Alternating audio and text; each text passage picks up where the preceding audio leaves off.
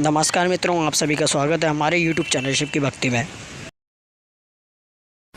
शिव महापुराण यहाँ तक विष्णु पुराण करती है, स्कंद पुराण वर्णन करती है, कार्तिक खंड वर्णन करता है कि तुलसी का क्यारा गोल है, चौकोर है, षडाकार का है। उसका भी प्रमाण हमारे शास्त्र में लिखा हुआ है कि अगर तुलसी का कुंड गोल है तो वो ऐश्वर्य प्राप्त करता है, तुलसी का कुंड चौकोर है तो वंश की वृद्धि करता है, तुलसी का कुंडा अगर षडाकृति का है, 6 फलक वाला है तो वो घर में संपदा की वृद्धि करता है। ये तुलसी के कुंड का भी प्रमाण हमारे यहाँ शास्त्र में लिखा हुआ है कि कुंडा कैसा होना चाहिए, तुलसी के कुंड की आकृति कैसी होना चाहिए, तुलसी का कुंड होना कैसा चाहिए, उसका भी प्रमाण हमारे यहाँ स्कंद पुराण में लिखा हुआ है, विष्णु पुराण में लिखा हुआ है कि आपको क्या किस रूप में चाहिए। पर जगत है ना, दुनिया के आगे हाथ फैलाओ, जाकर निवेदन करो, यहाँ वाले बाबा के पास हो या वहाँ वाले बाबा के पास हो या उसके पास हो या उसके पास हो या जगत के पास जाओगे दुख पाओगे, रुपया खाएंगे, चूना लगाएंगे, धक्के मारकर निकाल देंगे, 2-4-8 दिन घुमाएंगे फिराएंगे, कल आना परसों आना नरसों आना, ऐसा करना वैसा करना, बाबा यही घुमाते रहेंगे और तुम्हारे धन का चूना लगाते रहेंगे।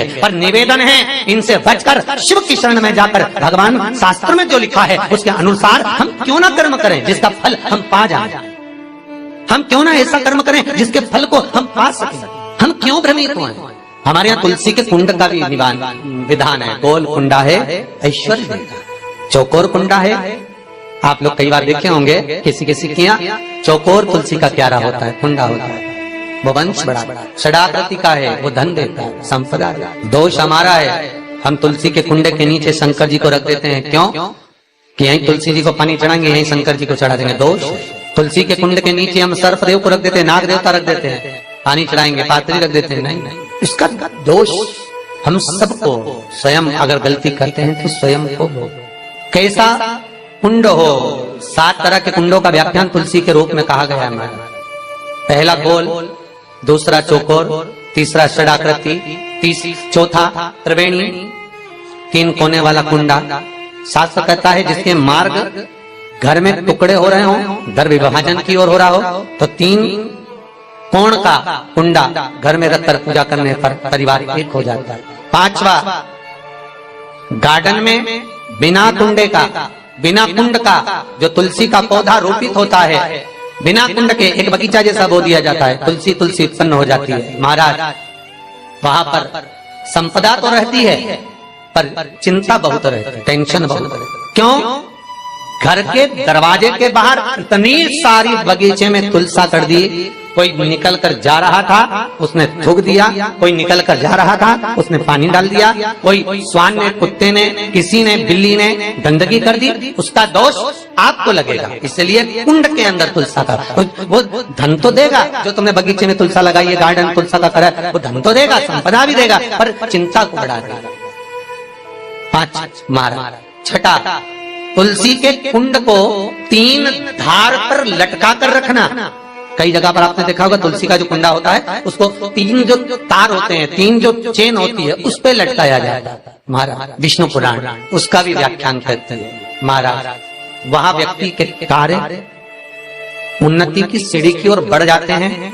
जैसे भोजन की थाली लग गई, भोजन तैयार हो गया, बस खाने बैठे हो और थाली खसक गई, समझ लेना कि तुलसी को अधर पर लटका कर रखा है। इसलिए कार्य तो हो रहे हैं, बनने वाले, 4 दिन बाद ये काम होने वाला, 8 दिन बाद ये काम होने वाला, लग रहा है कि इसमें इतना फल मिलेगा, लग रहा है इस व्यापार को करेंगे तो इतना फायदा हो जाएगा, सब कुछ करा, लाखों रुपए लगा भी दिए, थाली मालूम पड़े खसक गई, अधर लटका है। 7 क्रम है तुलसी के, ये 6ठा क्रम बताया। तुलसी का 7वां क्रम, तुलसी का 7वां क्रम है।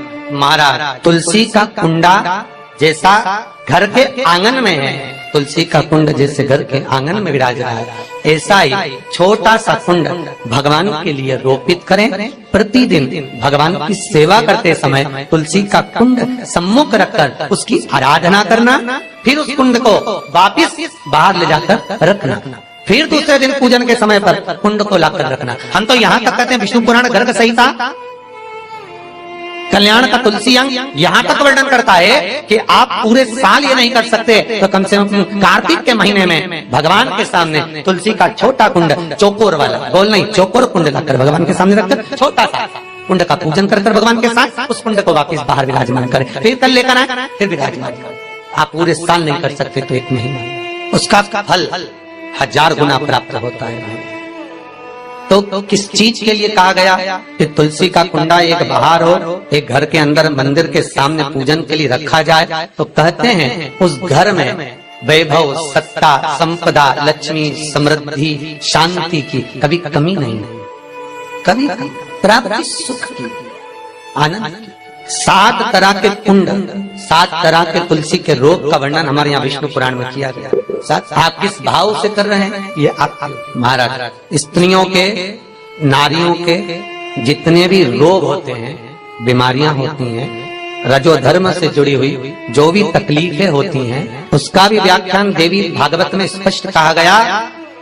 गुलर का फूल अर्थात जो देवी जी को, माता जी को जो घंटी वाला फूल चढ़ता है लाल कलर का, गुलर का फूल माता के चरणों को छुआकर, तुलसी के पौधे का स्पर्श कराकर जो नारी को रजोधर्म से जुड़ी हुई परेशानियां होती हैं, उसके अंतर्गत वो फूल, तुलसी का पौधा दिखाते हुए खिला दिया जाता है। तो 3 दिन में उसको 2 दिन में आराम लग जाता है, 2 या 3 दिन महाराज। तो शास्त्र कह रहा है आराधना में आप हाथ की माला, कर की माला ना भी रखें तो घट की माला, तुलसी की माला, रुद्राक्ष की माला आपके कंठ में होगी। तो 21,600 श्वास जो मनुष्य के शरीर से प्रतिदिन निकल रही है, 21,600 श्वास जो मानव के शरीर से प्रतिदिन निकल रही है, उस श्वास के बल पर आपकी घट की जिह्वा से वो मंत्र जाप हो जाएगा, उसका पुण्य आपके खाते में। तुम्हारे गले में जो तुलसी की माला हो, तुम्हारे गले में जो रुद्राक्ष की माला हो, उसमें मन के 108 होना चाहिए या 108 से भी ज्यादा होना चाहिए। तब मनके की माला मत पहना गले में, बारीक बारीक मनके की कर लो, छोटे से छोटे मनके की कर लो, 100 से भी ज्यादा हो, 108 से भी ज्यादा हो। क्यों? क्योंकि गले में अगर तुलसी की माला होगी, गले में रुद्राक्ष की माला होगी, भले तुम्हारे मुख से नाम ना निकले, भले तुम्हारे हाथ में करमाला ना आए, भले तुम भगवान का नाम जपो ना जपो, भले तुम भगवान को भोग लगाओ ना लगाओ, भले तुम तीर्थ जाओ ना जाओ, पर गले में अगर तुलसी की माला या रुद्राक्ष की माला तुम्हारे गले में है तो चिंता मत करना, तुम्हारी श्वास जितनी निकलेगी, 21,600 श्वास जो मनुष्य के शरीर से प्रतिदिन निकल रही है, वो 21,600 श्वास के मनके का फल तुम्हें रोज का प्राप्त हो जाएगा। बस ध्यान रखना, गले में मनका होना जरूरी है, गले में माला होना जरूरी है। भले रुद्राक्ष का एक मनका हो, भले तुलसी का एक मनका हो, और गले में हो तो उसका फल मिलेगा, घटेगा नहीं। पद्म पुराण, गर्ग संहिता में भी आप ढूंढेंगे। दोस्तों, प्रदीप मिश्रा जी की ऐसी शानदार वीडियो के लिए चैनल को सब्सक्राइब करें एंड वीडियो को लाइक करें।